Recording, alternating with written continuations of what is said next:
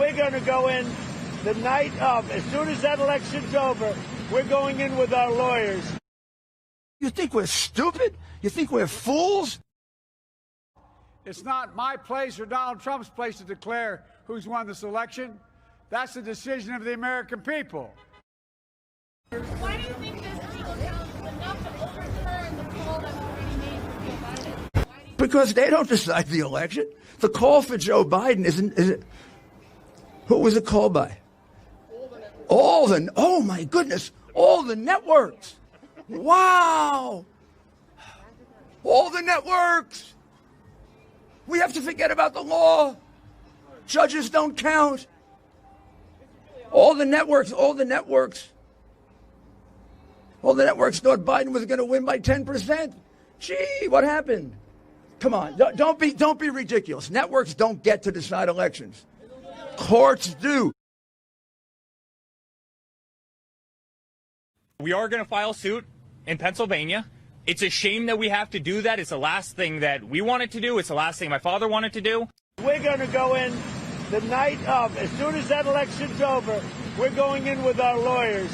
And the ultimate result is President Trump has won Pennsylvania. I've never heard of a count where you're ahead by 400,000 with 80+% counted, and they haven't called it for you yet. Do you think we're stupid? You think we're fools? It's independent judges who are doing the fact checking, and it ain't pretty.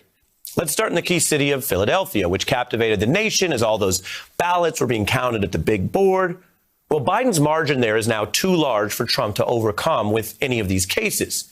But they still went to court claiming that some observers were excluded from the counting room.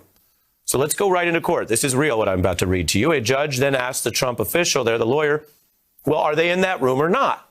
And the Trump lawyer spins by saying, well, the observers were not being given equal access to the room. And the judge cuts right in to hit to the real question. Are they in the room? So what's happening in this moment in court is a Trump lawyer trying to spin an independent judge and learning that it's harder to lie in court than at, say, a White House briefing. So the lawyer says, well, there's a non-zero number of people in the room. And the judge just shreds that, says, quote, non-zero number of people? I don't know what that is. And then puts on the heat on this poor lawyer by citing their oath as a member of the bar of this court. Now, violating that can get a lawyer in trouble or even in jail. And the judge says, point blank, are there Trump observers in the room or not? And the Trump lawyer admits yes. And the judge then ends this whole charade saying, I'm sorry, then what's your problem? That's a rough day in court. Now, again, this case wouldn't change who won anyway, but when your lawyer's having that much trouble with a judge, you have a problem. I mean, my opinion, this was getting pretty close to my cousin Vinny territory. How do your clients plead? My clients are caught completely by surprise. What are you telling me? That they plead not guilty? No, I'm just trying to explain. I don't want to hear explanations. There are only two ways to answer it, guilty or not guilty. Your Honor, my clients didn't do anything. Once again, the communication process is broken down. Now, I'll be fair, of course, any lawyer could have a bad day somewhere in some oral argument, but this problem I just showed you in Philly, this is not isolated for the Trump team. Take Pennsylvania. The campaign sued to stop the counting of alleged irregularities. Or take Montgomery County, a different courtroom where a judge is pressing the Trump lawyer that he's not even claiming that any of these board electors were found guilty of fraud.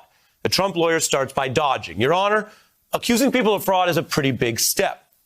The judge is not having it, responding, I understand. I'm asking you a specific question. I'm looking for a specific answer.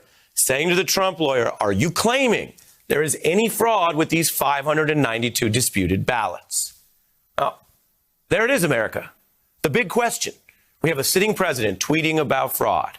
We have a campaign filing actual lawsuits about fraud. And the judge is doing what judges are supposed to do, getting at the questions and the evidence. So is there any fraud in what is still a tiny sliver of ballots there? And his Trump lawyer is under oath. Let's look at the answer together. The lawyer responds, to my knowledge at present, no. There it is. No fraud, no knowledge of fraud, no evidence of fraud from even the people suing about it. Now, let me take you to Michigan, where Trump allies lost a very absurd lawsuit that just asked a judge to stop counting votes in Detroit. Then they tried to stop certification of some results, and the judge honestly just bodied that claim, finding it was mere speculation by Trump's side to claim, quote, hundreds or thousands of ballots have in fact been changed and presumably falsified. That claim failing because Trump's lawyers made only a claim, the judge notes, but have offered, here it is again, no evidence. Now, many of these accounts are coming clearly from court transcripts, as you see. We also have tape of an actual courtroom moment in Michigan when a judge had to basically take a Trump lawyer back to law school to distinguish between admissible hard evidence and inadmissible hearsay, stuff you can't use in court because you're just repeating something secondhand. And yes, repeating things that other people say that aren't true, maybe that gets you a retweet. It doesn't go far in court. Listen. I'm still trying to understand why this isn't hearsay. I heard somebody else say something. Tell me why that's not hearsay. Come on now. Well, it's a firsthand statement of her physical. It's an out of court statement offered for the truth of the matter asserted therein, right? That judge is actually literally having to repeat the textbook definition of inadmissible hearsay for someone who's apparently flunking out of her court. So it's a high bar, as we know, for Donald Trump to remain silent, but maybe he's exercising his right to silence because he sees how hard it is to actually speak the words of any argument in public, let alone under oath, where lying can be criminal, to challenge the fact that he is, yes, the loser of this election. Now, most reporters are not covering these irrelevant cases in depth because they're not big legal or electoral news, just as Trump's supposed election appeal fund doesn't actually fund many election appeals, because of course it doesn't. Now, these cases are dwindling and dying in such an absurd manner. They may not even end, I want to be clear. They may not end just in my cousin Vinny territory. They may end somewhere even more ridiculous, a court film with a fitting nod to the Trump era, Liar, Liar. Order! Knock it off! Sit down! Mr. Reed, it is out of sheer morbid curiosity I'm allowing this freak show to continue. Whew. We know the feeling. It's not my place or Donald Trump's place to declare who's won this election. That's the decision of the American people. If I lose to him, maybe I'll have to leave the country.